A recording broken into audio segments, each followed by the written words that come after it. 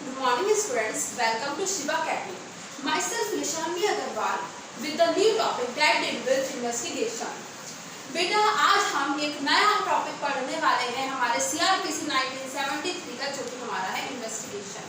हमारी वीडियो थोड़ी लेंथी होगी, लेकिन इन्वेस्टिगेशन का हम पूरा का पूरा इसमें चैप्टर डिस्कस करेंगे। वो है चैप्टर 12, जो कि हमारा सेक्शन 154 से 176 तक है। तो बहुत सारे सेक्शन है, हम स्लोली आपको बहुत इजी तरीके से समझाते रहेंगे। बस हमारी बशर्ते इतनी है, सिर्फ हमारी वीडियो आपको शुरू से लास्ट तक देखनी है। ओके, अब मैं स्टार्ट करती हूँ बिना टाइम वेस्ट किए। इन्वेस्टिगेशन जो वर्ड है हमारा कब होता है? पहले मैं बात करूँ इन्वेस्टिगेशन कब होती है। कोई एक ऑफेंस कमिट हुआ, उसके बाद FIR होगी। FIR नहीं हुई तो हमारे पास रेमेडीज है सेक्शन 156 सेक्शन 3 की। नहीं हुआ फिर उसके बाद हमारी कंप्लेन होगी। 3 चीजें हैं।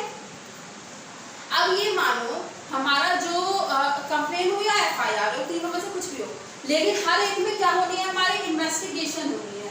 इन्वेस्टिगेशन का होना जरूरी है, चाहे हमारा मेथड कोई भी हो।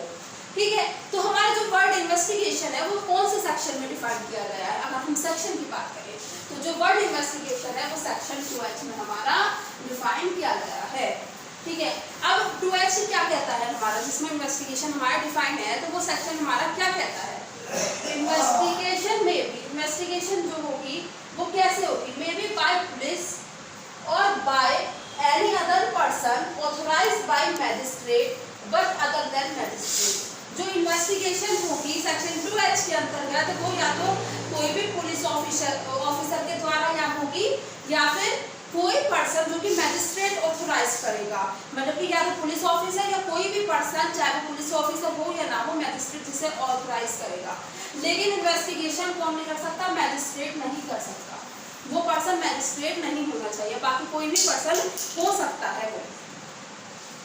पर्पस, अब जो हम इन्वेस्टिगेशन करते हैं, करवाते हैं, तो उसके पर्पस क्या होते हैं? पर्पस भी जानना बहुत जरूरी है कि इन्वेस्टिगेशन की जरूरत क्यों पड़ती है क्रिमिनल ऑफेंस में प्रोसीडिंग के लिए उसकी।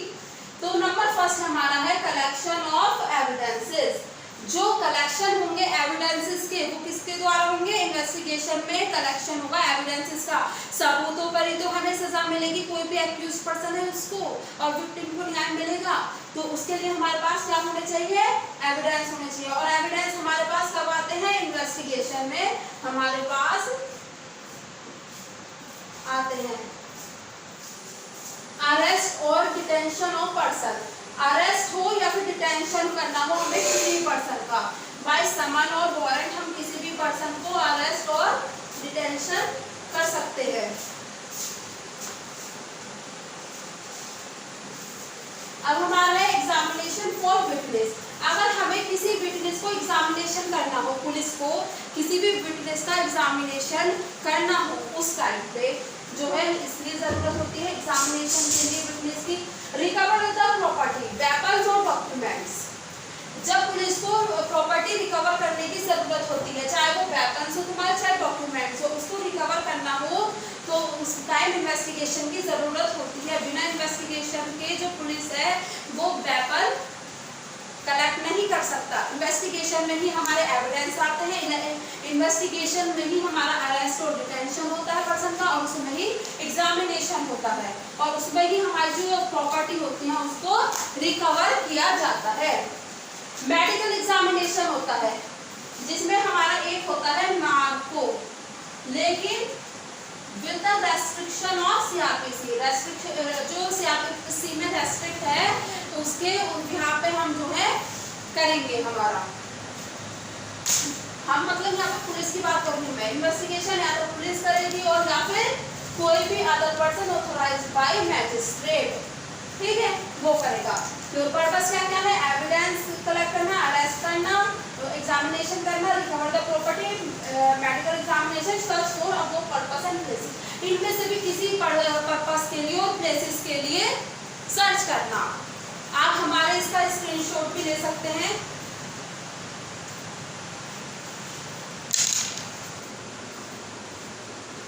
अब बेटा हम इसके आगे देखते हैं। पहले हम देखेंगे सेक्शन 154।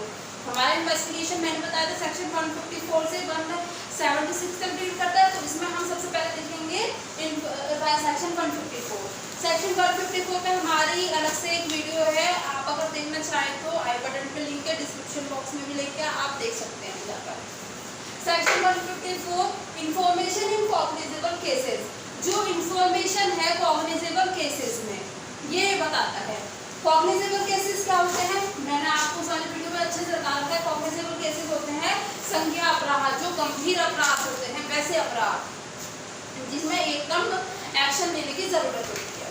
ठीक है, तो सेक्शन 154 के अंदर कोई भी पर्सन जिसके साथ ऑफेंस हुआ है वो पुलिस स्टेशन में जाकर क्या करा सकता है, एफआईआर करा सकता है। ठीक है, एफआईआर कराएगा वो।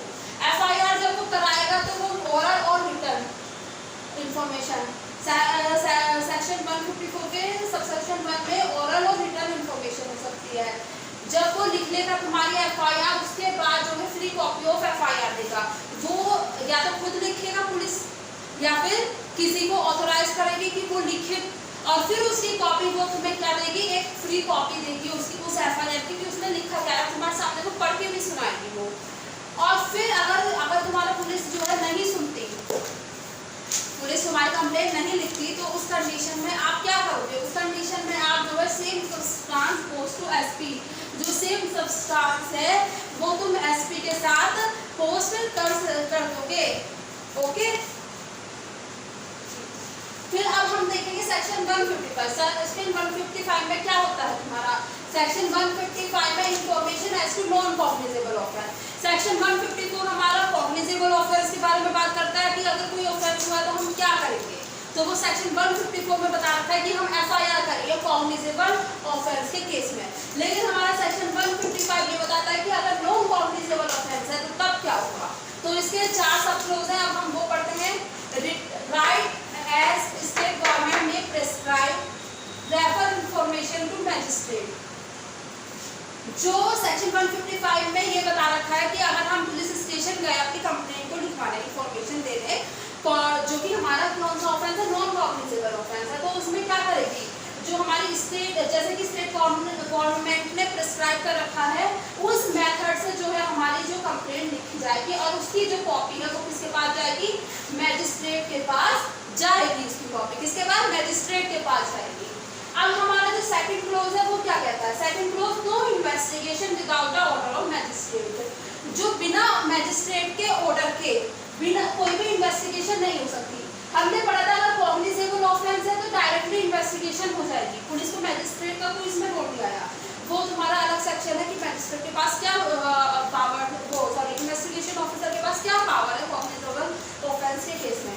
लेकिन ये जो नॉन कॉग्निजेबल ऑफेंस में है ये डायरेक्टली इन्वेस्टिगेट नहीं कर सकता है। ये कौन, पुलिस जो है हमारी, वो डायरेक्टली इन्वेस्टिगेशन नहीं कर सकता।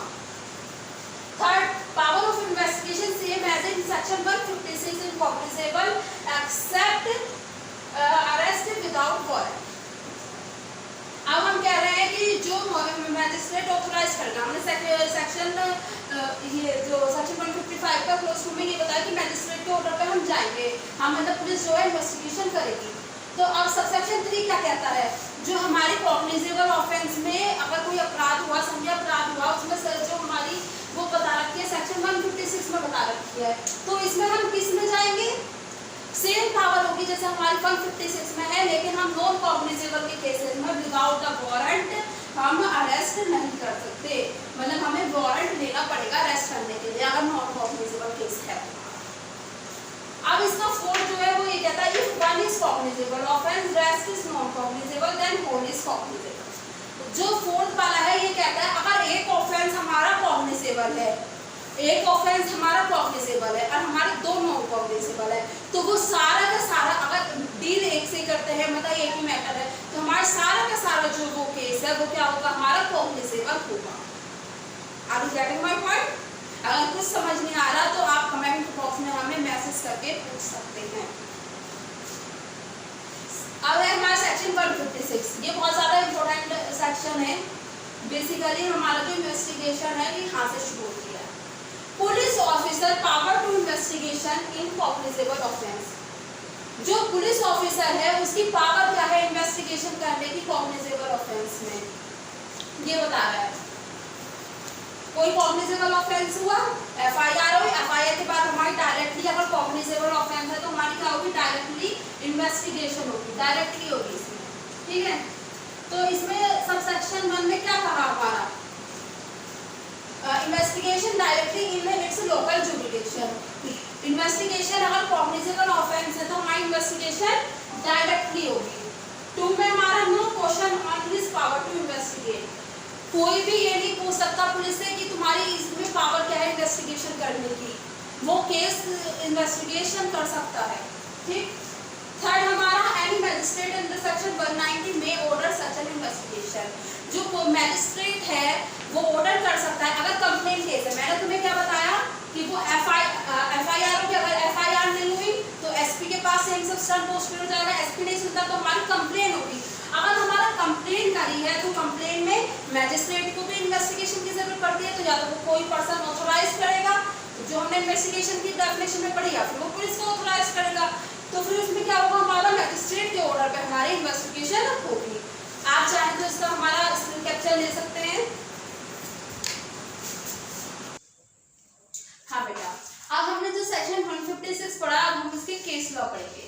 तो हमने यहाँ पर एक केस लॉ लिया है जो कि स्टेट ऑफ कर्नाटका वर्सेस के येरप्पा रेड्डी 1994 का है, ठीक।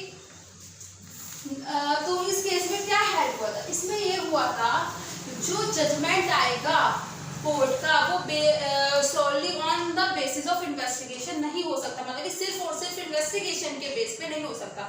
इन्वेस्टिगेशन सिर्फ एक जरिया होता है जिससे कि हमें सच्चाई का पता लग सके, जो हमारा केस है और ज्यादा मजबूत हो सके। सिर्फ और सिर्फ इन्वेस्टिगेशन के बिहाफ पर ही हमारा जो है जजमेंट नहीं हो सकता, ठीक, ये कहा था। अब सेक्शन 157 है, और सेक्शन 157 भी इंपॉर्टेंट है तुम्हारा, प्रोसीजर फॉर इन्वेस्टिगेशन। क्या प्रोसीजर है इन्वेस्टिगेशन का, इसमें हमने जो है हमारे दो सब क्लोज है, सब क्लोज 1 सब क्लोज 2 सेक्शन 157 के, जो कि हमारा प्रोसीजर बताता है। अब हम पहले सब क्लोज 1 देखेंगे फिर 2 देखेंगे, ओके। सब क्लोज 1 जो है हमारा ये कहता है एनी आईयू मतलब इन्वेस्टिगेशन ऑफिसर हिमसेल्फ और डायरेक्ट और order to subordinate go to arrest and investigate. अगर कोई एफआईआर आई, एफआईआर के बाद हमने पढ़ा कि वो डायरेक्टली इन्वेस्टिगेशन करेगा कॉग्निजेबल केस में, है ना। तो वो अगर या तो खुद जा सकता है उस स्पोर्ट पे इन्वेस्टिगेशन करने, या फिर अपने किसी सबऑर्डिनेट को कह सकता है कि आप जाकर इन्वेस्टिगेशन कराइए। और अगर कोई अरेस्ट कर सकता है कॉग्निजेबल केस विदाउट वारंट, हमारे पास अधिकार होता है, हम कभी कभी अरेस्ट कर सकते हैं एंड इन्वेस्टिगेशन और अरेस्ट कर सके। अब है एक्सेप्शंस, जो इसके कुछ एक्सेप्शंस हैं। Named FIR but no serious offence in the opinion of IO. हमने कहा कि जो इन्वेस्टिगेशन ऑफिसर है एफआईआर के बाद एकदम स्पॉट पे जाएगा, अरेस्ट करेगा, इन्वेस्टिगेशन करेगा, या फिर अपने सबऑर्डिनेट से कहेगा। लेकिन ये एक्सेप्शन है, किस कंडीशन में नहीं जाएगा, अगर उसको लगता है कि कोई सीरियस क्राइम नहीं है, सीरियस ऑफेंस नहीं हुआ, तो अब नेम्ड एफआईआर होने के बाद भी अगर उसे लगता है कि कोई सीरियस नहीं है तो उसकी ओपिनियन में तो वो नहीं जाएगा, ओके।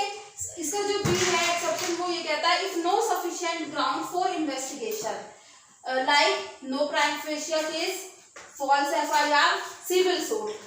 अगर कोई सफिशिएंट ग्राउंड नहीं है जिसके बिहाफ पे वो इन्वेस्टिगेशन कर सके, जैसे कि कोई उसको लग रहा है कि फेक केसेस होगा, फेक किसी ने अपनी आपसी रंजिश निकालने के लिए एफआईआर कर दी, कोई सिविल सूट का मामला है, तो तब वो नहीं जाएगा इन्वेस्टिगेशन करने फॉर इन्वेस्टिगेशन ऑफिसर, और ना ही अपने सबऑर्डिनेट को बोलेगा। अब कुछ अमेंडमेंट हुए हैं 2008 में, एक अमेंडमेंट हुआ है। इसमें क्या है, अगर कोई रेप केस होगा, कौन सा केस, रेप केस होगा, statement must be recorded in the presence of parents, तो parents guardians by female police officer. सबसे पहली बात, अगर रेप केस होगा तो एक लड़की विक्टिम होगी, लड़की विक्टिम होगी तो एक फीमेल का बयान जो है एक फीमेल ही लेगी, क्योंकि वो उससे अच्छे से क्वेश्चन आंसर कर सकती है, अच्छे से पूछ सकती है, इस वजह से। और वो इन the presence of his parents guardians के सामने ही स्टेटमेंट उसका रिकॉर्डिंग करा जाएगा, क्योंकि कभी कभी लड़कियां घबराती हैं तो अपने माँ बाप के साथ वो सिक्योर महसूस करती हैं, इस वजह से। हमारा जो सब क्लोज 2 है इसका, वो ये कहता है send the report to concern magistrate. Concern magistrate मतलब उसी कोर्ट का मैजिस्ट्रेट जिस कोर्ट का वो जुरिडिक्शन रखता है case, who is empowered taking the cognizance, जो कि कॉग्निजेंस लेने के एम्पावर्ड है वो मैजिस्ट्रेट, तो उसको रिपोर्ट दी जाएगी। जो इन्वेस्टिगेशन करी हमने, यहाँ पर हमने बोला कि इन्वेस्टिगेशन होगी, इन्वेस्टिगेशन जब उसने करी, उसके सबऑर्डिनेट करे या वो करे, तो उसके बाद जो रिपोर्ट होगी वो किसे भेजी जाएगी, मैजिस्ट्रेट को, ठीक है, मैजिस्ट्रेट को जो है रिपोर्ट भेजी जाएगी। और ये हमने ग्राउंड बताया था किस कंडीशन में नहीं ले सकता, तो उसमें एकदम से नहीं जा सकता वो। फिर जो हमारा अमेंडमेंट है हमने ये बताया। इससे रिलेटेड अब हम एक केस डील कर लेते हैं, Swati Ram versus state of Rajasthan 1997। इसमें क्या कहा था, IO must send report to magistrate. IO को जो इन्वेस्टिगेशन ऑफिसर है उसने अगर इन्वेस्टिगेशन करी है तो उसको मैजिस्ट्रेट के पास रिपोर्ट भेजनी है। पर्पस क्या है उसे भेजने का, ही डायरेक्ट आईओ, जो मैजिस्ट्रेट है वो अच्छे से डायरेक्ट कर सकता है आईओ को।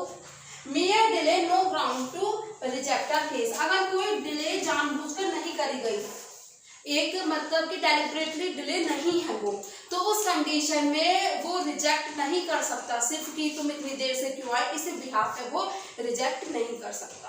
आ रही है बात समझ में, आप इसका स्क्रीन कैप्चर ले सकते हैं।